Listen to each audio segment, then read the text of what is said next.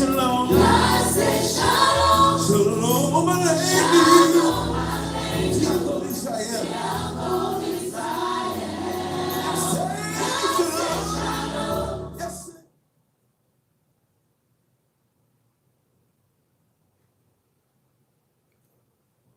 We'd like to take this opportunity to thank you for joining our weekly Torah study. This week's Torah study is a special treat. Bereshit, in the beginning. We join thousands of synagogues across the world as we turn the Torah scroll to the very first Torah portion, Bereshit. We hope and pray for your family as we begin this Torah reading cycle for this year, that you gain a deeper understanding, greater knowledge, and maybe perhaps in this Torah study or in the coming Torah studies, some jewels that maybe something new you've never considered, or perhaps maybe an insightful perspective. Bereshit, Genesis 1:1.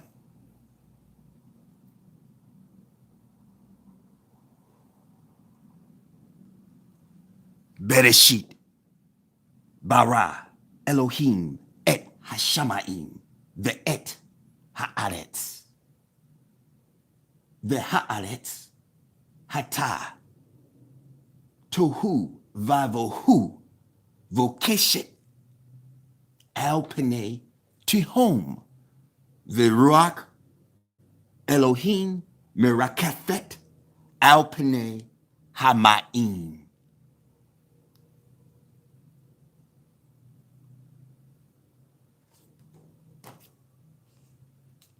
In the beginning of Elohim's creating the heavens and the earth, when the earth was astonishingly empty with darkness upon the surface of the deep, the divine presence hovered upon the surface of the waters.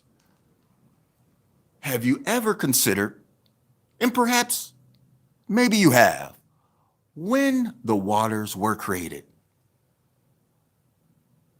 You know, if we take a look at the word hashamayim in the Hebrew, hashamayim, heavens, plural.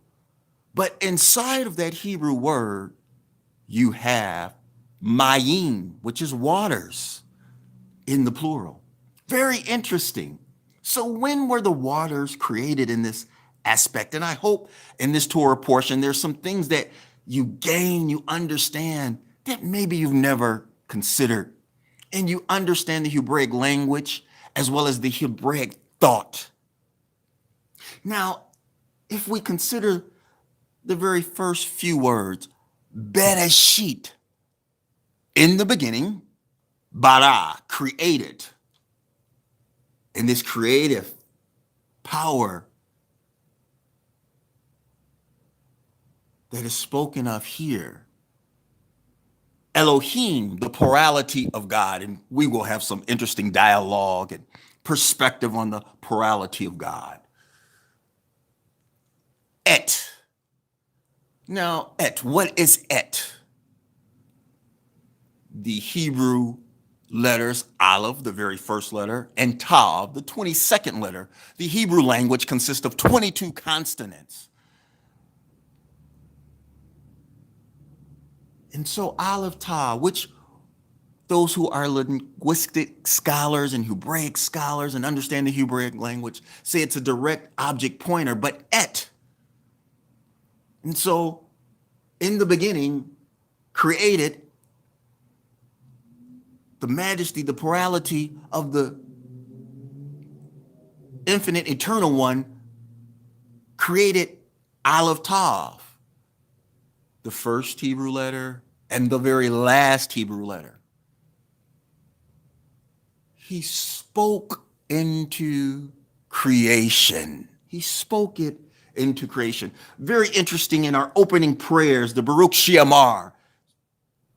When we say this in our opening prayers, it says, "Blessed is he who spoke and the world came into being." Let's take a look at that in Psalms Telehim 33, verse 6. Now, your page nation may be different, and I would encourage you to find a Hebraic Bible. Psalms 33, verse 6.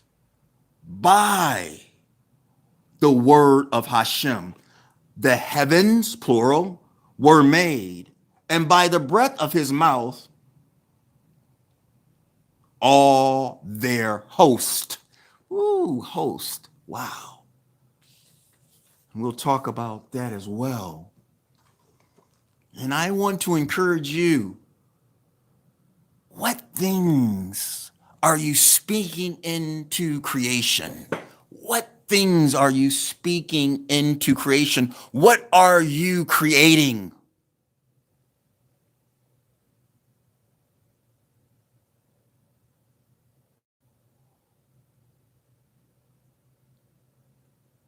Also, it's very interesting what follows.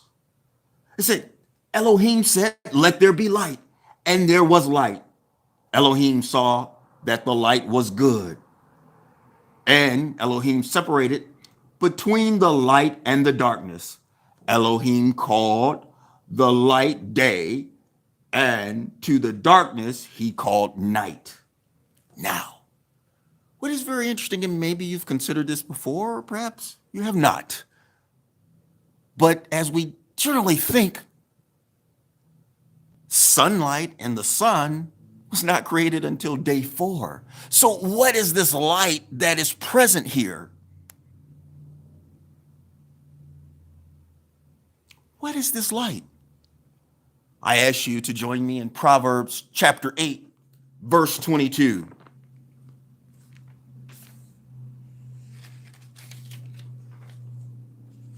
Hashem made me at the beginning of his ways, before his deeds of yore. I have reigned for all time, from the beginning, from before there was the earth, when there were no depths, I was formed, when there were no pools, rich with water. Before the mountains were settled, before the hills, I was formed, when he had not yet made the earth and its environs, or the first dust of the inhabited world. When he prepared the heavens, Hashamayim, I was there. When he etched out the globe upon the face of the depths. When he strengthened the heavens above. When he fortified the well springs of the deep. When he set forth the sea, its limit, and the waters would not transgress his word. When he forged the foundations of the earth, I was his nursling. I was then his delight, every day playing before him at all times, playing in the uninhabited areas of his earth. My delights are with the sons of men.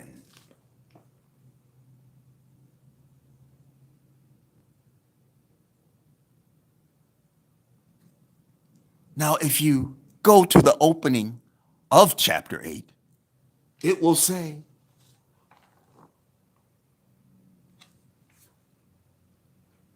wisdom. Wisdom was present. We'll talk further about that as well. Wisdom was present. Some interesting concepts. And I think a good biblical foundation comes from understanding the creation story in perhaps a unique or different perspective or context. Now notice here,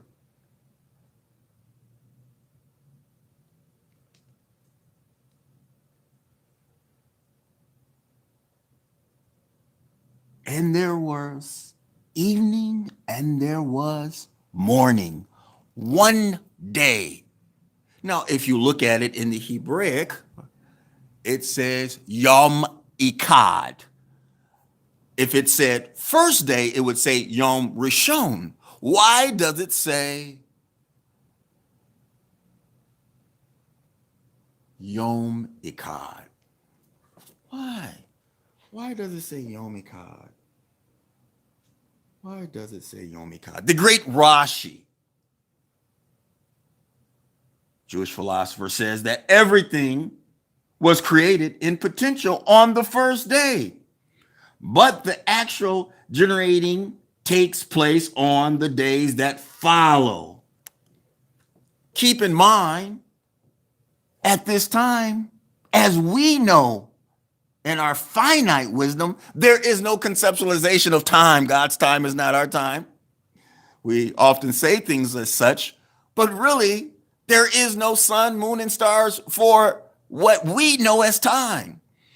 So what Rashi states here is that perhaps everything was created on day one, and then in their perspective, process of creation came into on the following days. Elohim said, "Let there be a firmament in the midst of the waters, and let it separate between water and water." So Elohim made the firmament and separated between the waters that were beneath the firmament and the waters that were above the firmament. And it was so. God called the firmament heaven, Hashamayim, and there was evening and there was morning, Yom Shini, second day. But again, on the first day, he does not call it Yom Rishon. First day, he calls it Yom Ikad. Things to consider. Let's move on.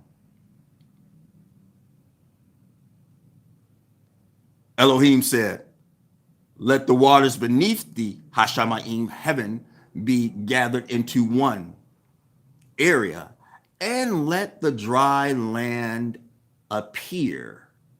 And it was so. Elohim called dry land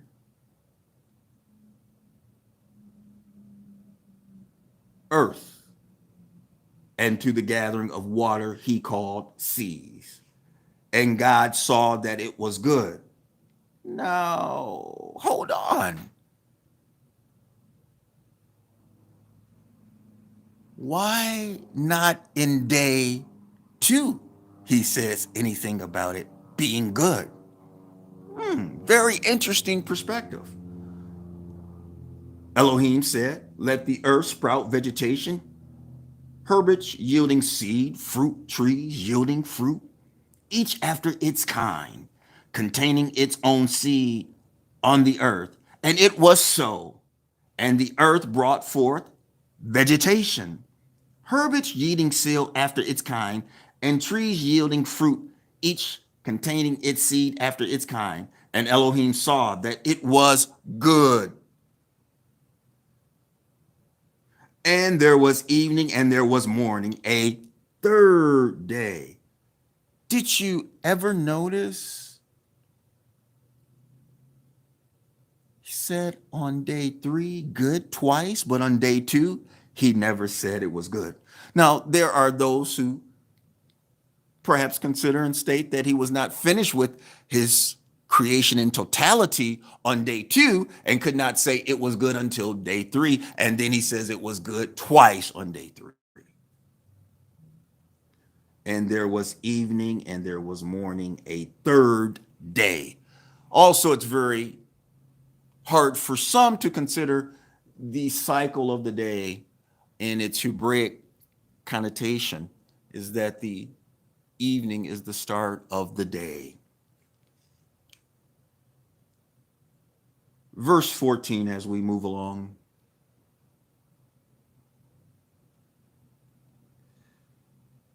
Elohim said, "Let there be luminaries." And I would encourage you to lose the word or the term luminaries as we approach day 4, because there's already light as we see. And we know that that light is wisdom.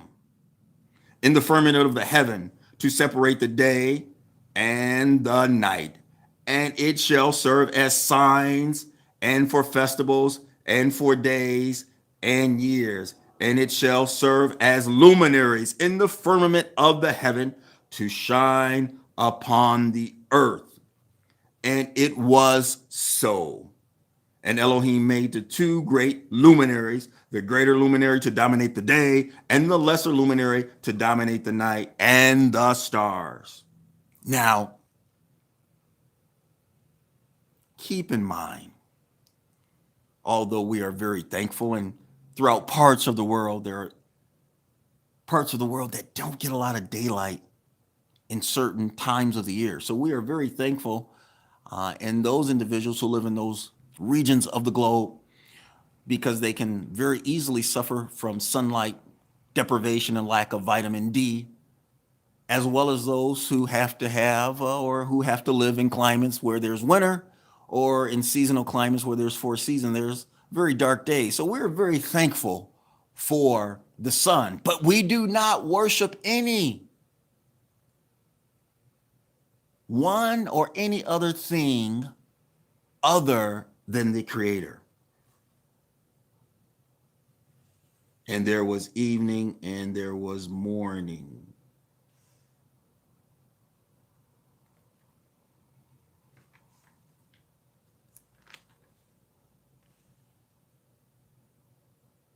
A fourth day. We're moving along.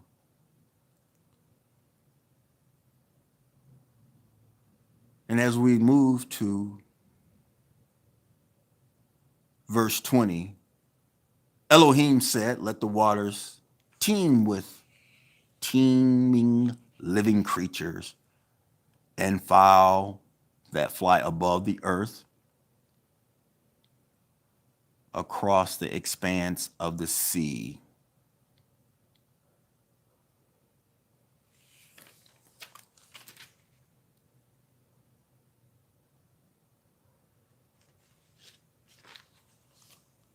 I'm moving along for the brevity's sake.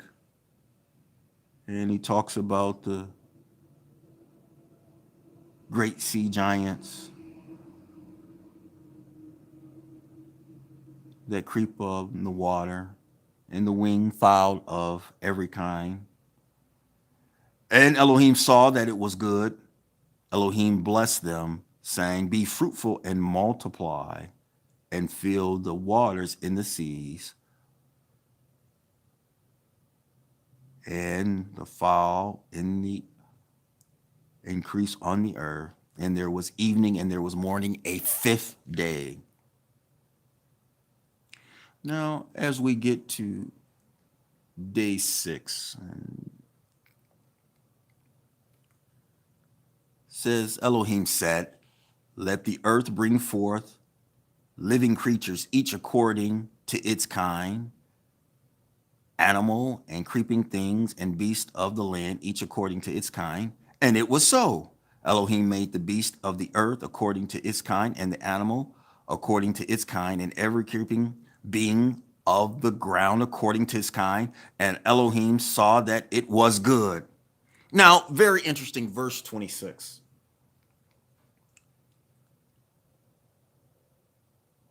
And Elohim said, let us make man. Who is the us here? Who is the us here? Who is the us here? If we look at this here in verse 26, and God said, let us make man in our image, after our likeness.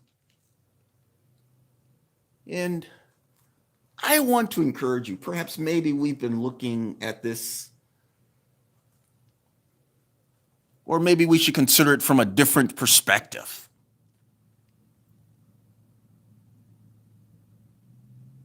I found this some years ago in some of the training materials for the children at our synagogue, and it reads as such.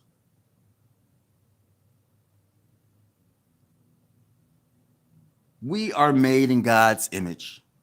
This does not mean that we look like God. And I think we spend so much time trying to look like God and telling the world, I'm made and wonderfully made in his image. But this provides some new insight, perhaps. It means that we can act in God's ways. And I encourage you today, what ways are you acting in God's ways, or how are you acting in God's ways? Because if you take that conceptualization, now you're operating in the image of God. But who is the us here? You also see this at Genesis 11:7. Come, let us go down and therefore confound their language. Who is the us?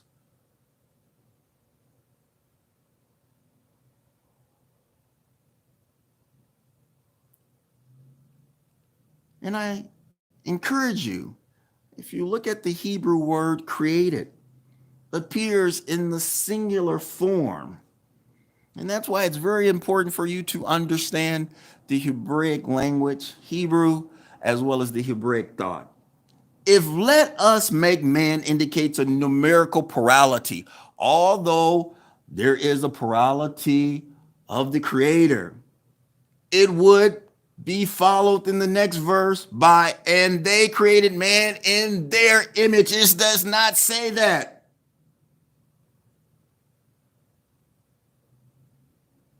What it is indicating here in the Hebraic, the all-inclusiveness of God's or the Creator's attributes of authority and power, the plurality of his majestic, his throne, his host,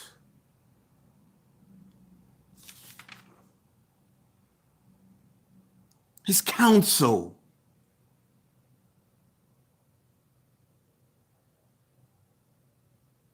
So I encourage you as you go through the scriptures and give some thought, because there are some who will say, well, he's being assisted. Well, if we took on that concept, although he has a royal council and a host, just so we are clear in terms of this, we go to Nehemiah 9:6, the book of Nehemiah 9:6, the prophet Nehemiah. It reads on this wise: You alone, Hashem, you made the Hashamains, the heavens, the host exalted heavens and all their legions, the earth and all that is upon it, the seas and all that is in them, and you give them all life, and all the heavenly legions bow to you.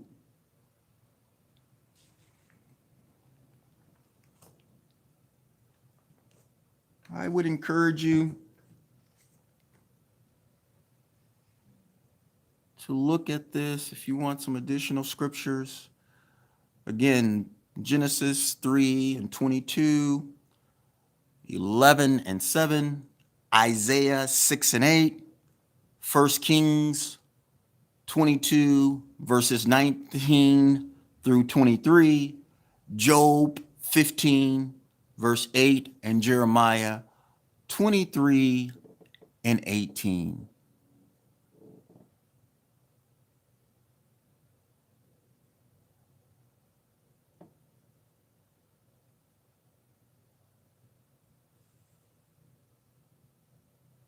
It says simply in verse 27, so Elohim created man in his image, and in the image of Elohim, he created him, male and female, he created them.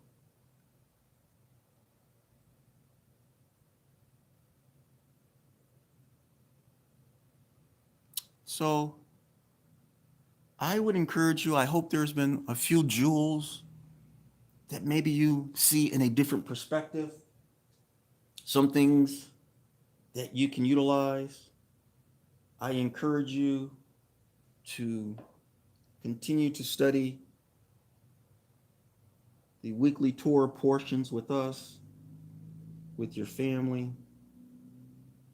And if you have any questions, feel free to reach out to synagogue, and we will certainly be with you at any time to help you on your journey of learning more and more and more